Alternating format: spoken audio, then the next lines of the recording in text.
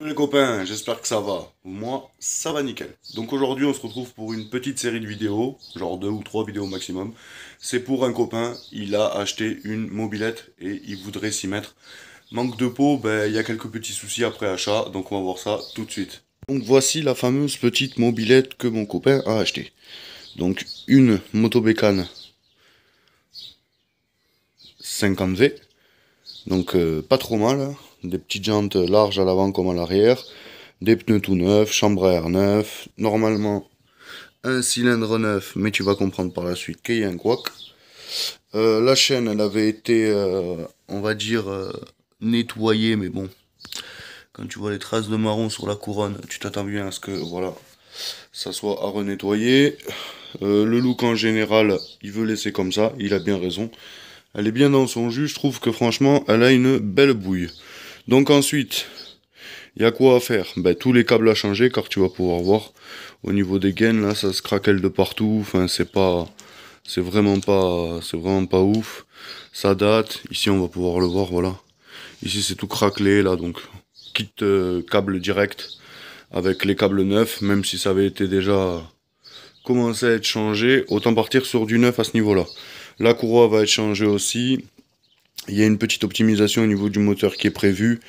Passer en 70cc, mais on va voir si on a une surprise. Est-ce que c'est déjà un 70cc? Pourquoi? Parce que comme je t'ai dit, le moteur il est neuf. Manque de peau, regarde. On se décale un peu la pédale. Il y a zéro compression. Alors, moi je pense qu'il y a fuite au niveau du joint de culasse. D'ailleurs, on le voit bien ici, tu vois. Sur le haut de l'ailette du cylindre, là, tu vois. Sur la dernière ailette. On voit bien que au milieu, là, on a pas mal d'huile. Donc, je pense que déjà, il y a une fuite. L'autre côté, on va y passer. Alors, tu vas voir. Et on a un allumage à rupteur. La chaîne vélo, pareil à nettoyer. Le robinet d'essence à vérifier quand même parce que ceux-là, ils sont assez fragiles. Et une petite vue d'ensemble, voilà, de l'autre côté, avec son joli petit sticker Seagull. Moto confort. Donc voilà. Là, on est franchement, je trouve, sur une belle base. Donc allez, c'est parti. On commence tout de suite par enlever tout ce qui est câblage pour qu'après je puisse déconnecter le moteur du châssis. Et du coup, voir si c'est un 70, un 50 et ce qu'on y fait. Allez, c'est parti. Donc voilà les amis, tous les câblages ont été démontés. Ça y est, bon, maintenant on va pouvoir passer au moteur. Et là, petite surprise, je viens de regarder quand même dans le réservoir. Alors j'avais regardé hier avec le copain, mais là, enfin, écoute, déjà quand t'entends ça et que tu vois ça, c'est pas tip top, tu vois. Donc je pense qu'un rest-homme il va être obligatoire. Tout quand tu vois la couleur de l'essence que je viens d'en sortir rien qu'au départ. Comme je pense qu'il y en a qui ont essayé de la démarrer. Mille dieu. Elle est pas belle, hein? Bon alors c'est parti les amis. On a le moteur sur l'établi, ça y est. Donc on va pouvoir voir un peu ce que ça donne. Purée, ces écrous de culasse là, avec la culasse à recette là. C'est vraiment pas pratique. Il y en a certains qui font un peu chier. Bon, c'est pas méchant. On va voir ce que ça donne. Qu'est-ce que ça dit? Donc allez, c'est parti, gros plan sur le haut du moteur. Alors je l'ai pas encore démonté. Déjà, c'est pas les bonnes rondelles au niveau de la culasse sous les écrous. Donc on va bien voir. Ça a l'air un peu chelou. Ah ben ouais, clairement.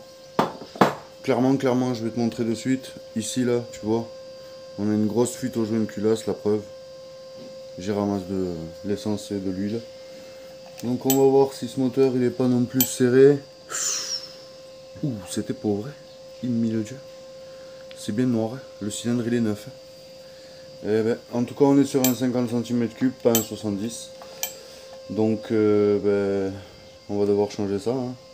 Passer sur un 70, ça c'est sûr.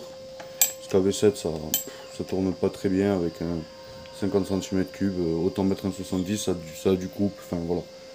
Comme il dit Mani de la chaîne rurale, quand t'as testé un 70, rien ne vaut un 70. Allez, c'est parti. Donc comme je te disais, hein, tu vois là on voit bien hein, toute cette suinteté d'huile là comme ça. Mais c'est que forcément il y avait fuite là ici, tu vois. Donc, et même jusque tout le long là. Donc je pense que le joint de culasse avait lui lâché. Donc souvent resurfacez vos hauts de cylindre. Donc le plein de joint ici. Et pareil, n'hésitez pas à le faire sur le joint de culasse. Ça lui fait pas de mal et franchement ça garantit une étanchéité. Pareil au niveau de la culasse, je pense pas que ça a dû être fait. Mais voilà, faut le faire les copains parce que sinon, voilà. Tu vois ici, pas Jojo. Et puis quand on voit la culasse, ça n'a même pas été nettoyé quand ça a été remonté. Enfin, c'est dommage. Tu l'as compris, hein, vu qu'on change pour un 70cc, on va démonter tout le haut moteur. Donc qui dit haut moteur dit carburation, échappement, tout, sauf le bas moteur. Et en plus on va vérifier parce qu'apparemment la personne qui lui aurait vendu, elle a dit que elle avait mis un vilebrequin renforcé. En plus de ce soi-disant cylindre neuf là. Donc on va bien voir. On va bien voir ce que ça donne. Il a l'air quand même d'avoir fait une bonne affaire. Déjà,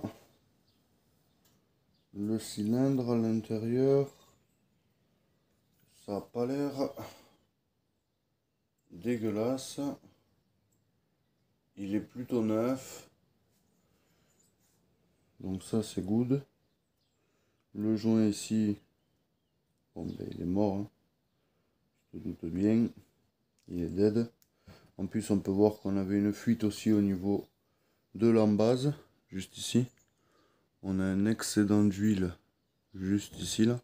Comparé à tout le tour où il est largement sec.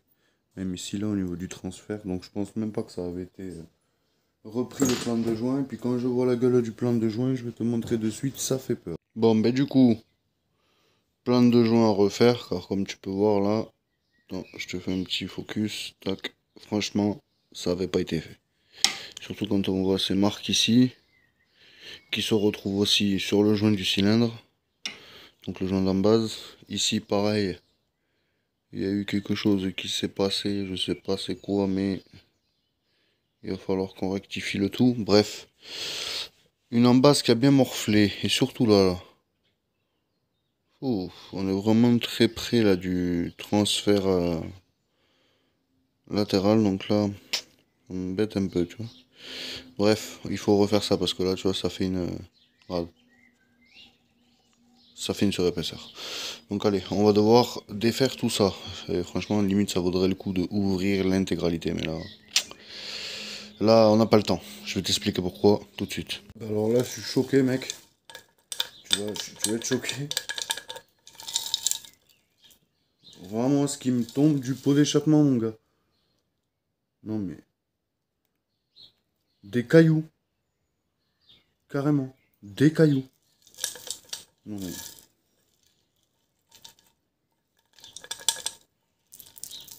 non, mais... oh là là là là.